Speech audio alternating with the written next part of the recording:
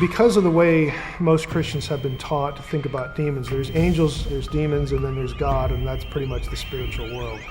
It creates some confusion when you listen to some of the things I've been saying. You actually have a number of different groups of rebels. In the beginning, you had intelligent beings that he has created that live in the spiritual world, and then there's human beings, okay? Intelligent beings that live in the terrestrial world. That's fine until, we actually get, some interaction. In Genesis 3, we have an initial rebellion. Okay, so we have the Satan figure. Okay, that's one rebel. Genesis 6, we have another group. That group, again, by all either Mesopotamian or biblical or Jewish tradition, the guilty parties there wind up being sent into the abyss until the time of the end. It's an eschatological judgment. So that's a second group. A third group we get from the Babel incident, Deuteronomy 32, 8, and 9, when God divides up the nations and assigns them to other sons of God, and then they become corrupt. God abandons the nations at Babel, and he says, Israel's going to be my portion now. Jacob is going to be my inheritance. And so he calls Abraham, and he makes for himself a new nation, Israel. This is why in the rest of the Old Testament, it's Yahweh against the gods of the nations and Israel against those nations. The sons of God that are assigned to the other nations, this is the Old Testament explanation for why those nations got their own pantheons. We read in Psalm 82 that they have become corrupt. At some point in their history, they fail. They don't rule the nations the way God wants them ruled. Now those guys aren't bound. They're not in prison. The Genesis 6 ones are. What about demons? Just using that word demon. If you asked a first century Jew, hey, where do demons come from? They would have an immediate answer. If you ask a Christian now, they would say, I don't know because the Bible doesn't tell me. It's actually not the case. A Jew would say, well, sure, we know where demons come from. They're the disembodied spirits of dead Nephilim. And that sounds very bizarre to our ear. That's not what you hear in church. It's not what you hear in seminary either. But there are hints of it in the Old Testament. Isaiah 14, Isaiah 26, Job 26, verse 5. These are three passages that have Rephaim in the realm of the dead, what we think of as hell. Now, that tells you, again, where a Jew would have gotten this idea. So since they were part supernatural being and part earthly being, when you killed one, and this was an act of rebellion, again, their creation in the first place, their soul, as it were, which is not a human soul, again, in biblical thinking, it goes to hell. This is where they're punished. They incur the punishment that their fathers incurred, that gets sent to the pit. In Peter and Jude, 2 Peter 2 and Jude, it specifically says that the angels that sinned are in chains of gloomy darkness. They're imprisoned in the abyss.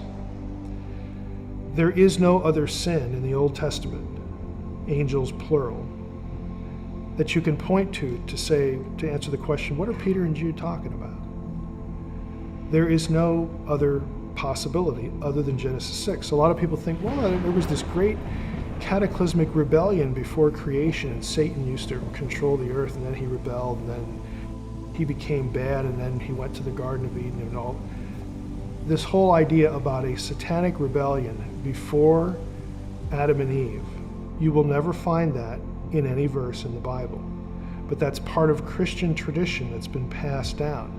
I personally think it comes from Milton's Paradise Lost, a great Puritan book.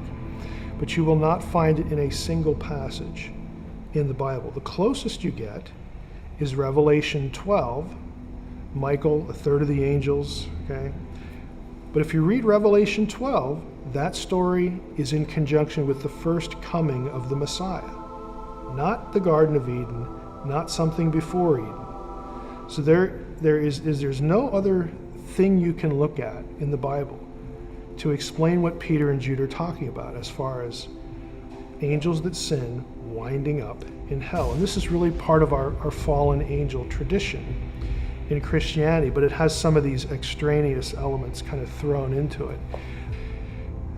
In hell passages, if you want to use that term, in the Old Testament, Isaiah 14, Isaiah 26, Ezekiel 32, Job 26, you have Rephaim, which is a term used for the giants that descend from the Nephilim, in hell. When you killed one, their spirits were then natural inhabitants of hell. But they're never said to be bound.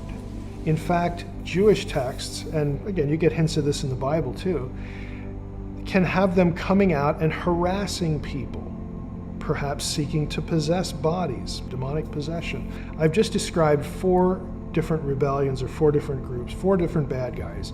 Satan, the ones in Genesis 6, then the departed spirits of their progeny, who are the demons, and then you've got the principalities and powers. They're actually different guys, different bad guys. But the way we're taught about demonology in church, traditional Christianity, is all those things get mashed into demons. As far as what I think about Genesis 6, 1 through 4, spiritual beings are not beings from other planets. There's nothing in the Bible that orients them to other planets. And here's the surprise, there's nothing in any other ancient text that orients them to other planets. You will never find in an ancient text one of the gods coming from a planet to Earth, which sounds really shocking, especially in light of the success of Ancient Aliens. You'd think some text would say that. They don't. Now, there are lots of texts that have the gods flying around in chariots or some other structural thing, but you never have an instance where they come from another planet, which is exactly what you'd expect. If ancient people who wrote the Bible and who wrote other texts, if this is really what they're thinking, surely one of them would say it, but they don't. One of the things that always comes up in this discussion is Ezekiel 1. People will ask, well, Mike, how can you say this about the Bible? Surely Ezekiel 1, this famous bizarre vision that often gets portrayed in science fiction movies as a spacecraft, surely that must be a spacecraft. Well, I think the simplest thing I could say to this is we actually have the Polaroids of the day for what Ezekiel saw. We don't have to guess. We actually have pictures of what Ezekiel saw. And that sort of takes people back, like, oh, they didn't have cameras back then. No, they didn't, but they did sculpture. They did things like this, and every element of the description, the wheels within wheels, under a platform, were cherubim, 4 faces facing in different directions. On top of them you have a round, flat throne, dais, with the throne on top for the deity or the king. Every element of that description is found and known from Babylonian iconography or Phoenician iconography, and in some cases Canaanite iconography. Now the Babylonian stuff is important. Why? Because Ezekiel's in Babylon. And what he's actually doing is not describing a spacecraft. He's describing an enthroned deity. But who does he have on the throne? He has the God of Israel on a throne that people both from Israel and Babylonians would understand that it's the Israelites' God that is in control of time and space, the universe, the heavens, the flow of history, all this. And you say, why do you put it in those terms? It's because of the cherubim. It's not an accident that the 4 faces of the cherubim are the 4 iconographic images of the cardinal points of the zodiac in Babylon. What is being described here is who is the deity? The question is asked, who is the deity that controls the flow of time? Who's on the heavenly throne in charge of what is happening? It's not Marduk of Babylon. It's the God of Israel. And so Ezekiel's message to the captives there sitting by the river Kivar is, yeah, you're in a bad place. Yes, Nebuchadnezzar just conquered you. And you might think that Marduk has conquered our God, but he hasn't. God is in charge. The God of Israel is in charge of you here, and he knows and dictates and directs how history is going to run from this point on. So Genesis 6, 1 through 4 has a Mesopotamian context. It's the story of the Apkallu. And if you want to know what that story is, you can get Unseen Realm and read that. But basically, in a nutshell, here it is. There were gods before the flood who helped humans to produce civilization. And some higher up gods in Mesopotamia didn't like people. They decided to wipe them out with a flood. Well, the ones who liked humans and said, oh, well, we've invested a lot of time helping these people. Now, this is a terrible thing. What do we do? Aha, we've got it. We will mate with a few of them, and then what we know, the children that are produced will be super intelligent like we are, and so our knowledge will survive the flood. We've got to make sure that a few of them survive, and our children, our direct progeny will be part of that, and humanity will be saved. So this is the Mesopotamian story. So the ones who do this are the heroes. They're the good guys. Now the higher up gods look at this and say, that is not what we had planned. And they send the gods who help into the abyss forever, however long that is. Now the biblical story inverts that and says, look, this is a transgression of heaven and earth. This never should have happened. This is not a good thing. This is evil, it's wicked, because humans will use this knowledge to become better sinners, okay, to be more self-destructive. Biblical texts and other texts say this is why humans are so efficient at war. This is why they have a problem with lust. This is where they learn to be astrologers. All sorts of stuff that really turned out to be self-destructive in other biblical stories. The blame goes right here. And so what Genesis 6:1-4 is it's a story about both human and divine rebellion against the boundaries that God has established, and the destruction that results from not staying where you belong and trying to become godlike and thinking that you know better than God. So at every point, the biblical version of this kind of inverts the Mesopotamian version of this. So to summarize Genesis 6:1-4, the most, if I can call it this, the most traditional supernaturalist reading of the passage is you have divine beings who can presume, create, and take on bodies. Okay? And when they show up in flesh, as they often do in other passages, flesh can do what flesh does. And they deliberately try to raise up their own populations, either thinking that, well, they could do better, because the world is just in a bad place in Genesis 6, verse 5. Whatever their motivations might have been, ancient texts outside the Bible vary on this, but they're the ones who produce the Nephilim, who are these giants. Now in the biblical story, it's this act, it's this incident that is the explanation for the giant clans that try to wipe out Israel later. In the book of Numbers 13:33, Moses and Joshua run into the Anakim. And it says explicitly in that verse, the Anakim are from the Nephilim. The Anakim were also known as Rephaim and Amim and Zamzum. There's a whole bunch of names for them. In other texts, we find that when you killed one of these, their disembodied spirit is a resident of hell. Okay, so you have a demonic connection to them that is traceable all the way back to this incident. One of the reasons why a lot of Christians are troubled by the idea of whether there could really be aliens or not, either in the past or in the present, is that, well, the Bible doesn't describe them, the Bible doesn't mention them, and so that becomes an argument against the idea, so that if they showed up, ooh, that troubles us, there goes our Bible out the window, because the Bible never said anything about that. So they'll take a stand that it can't be true because of absence in the Bible. Well, if you really think about it, that's a pretty poor argument, because the Bible doesn't mention a lot of things that we know are real, like cars or microwaves or toilet paper, okay? There are lots of things that aren't in the Bible that we just know are real.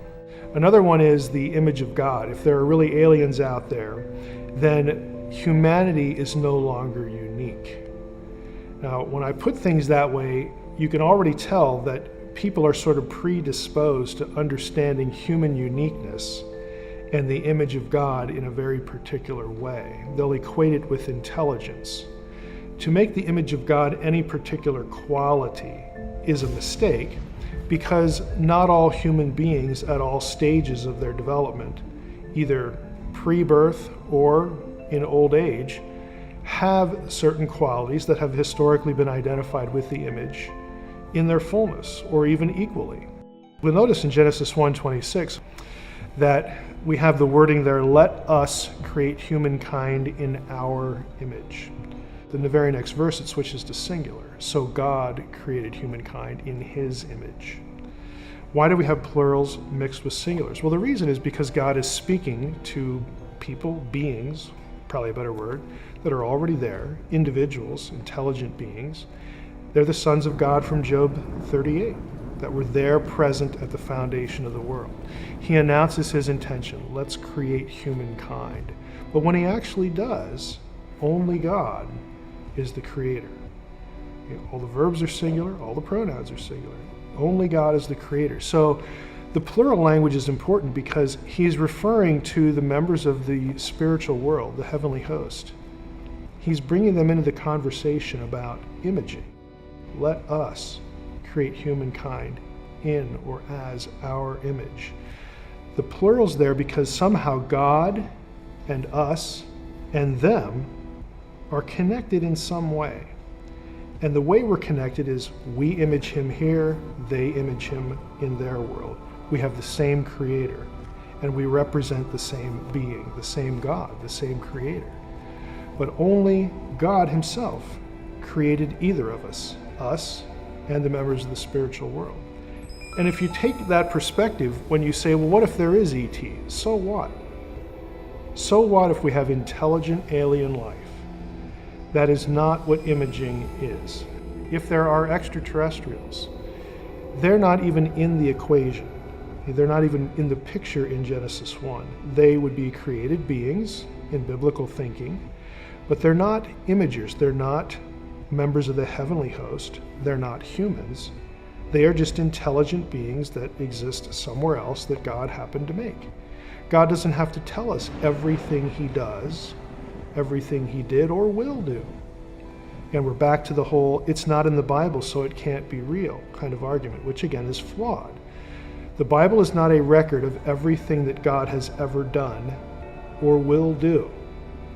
But this is the kind of thinking that goes into it. But once you take, again, it's not in the Bible off the table. Once you take, oh, they're intelligent, so that ruins the image idea off the table. Then the whole idea of having intelligent aliens becomes a little less theologically threatening.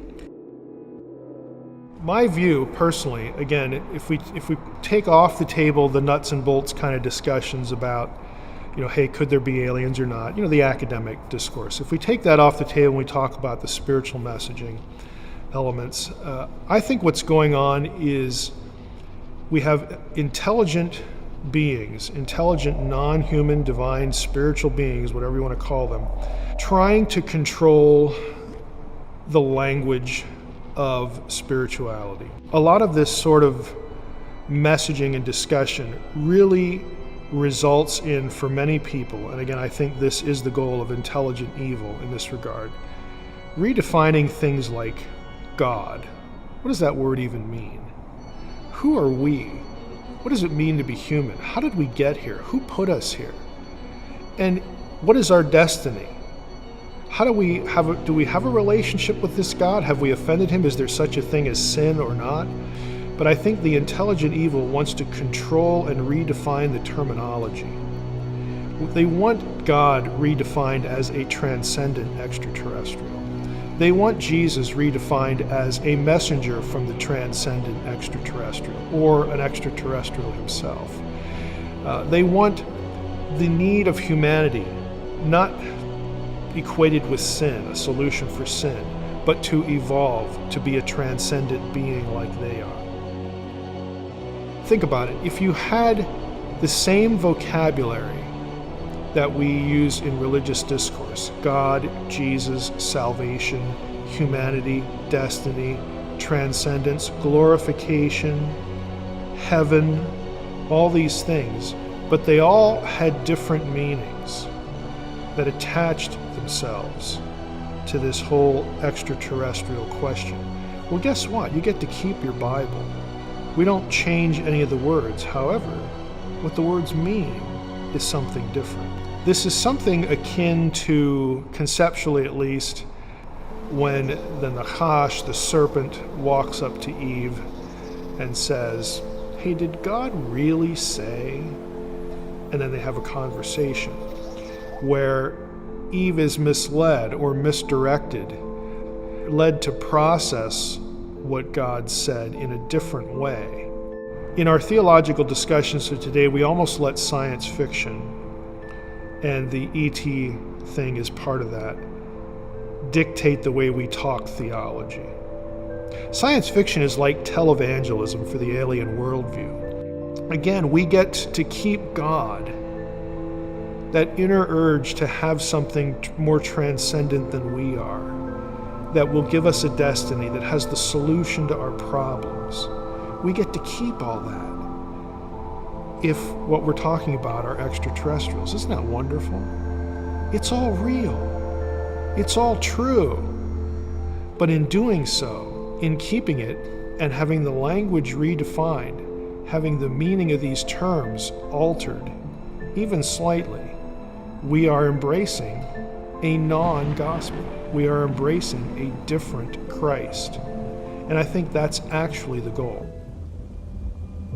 So at the end of the day, we have a really strange mixture of biblical theology, the supernatural world, the unseen world, mixed in with all this UFO stuff, sightings, alleged alien contact and abductions. What do we do with all this? How do we process it? I really do think processing is the key. And what I mean by that is we need to be honest. The world is a lot stranger than what we think it is. There are a lot of people who just go through life thinking everything is nailed down. We've been given every answer by science, or we will be given that answer by science. There are no anomalies. There's nothing really strange that transcends the physical world.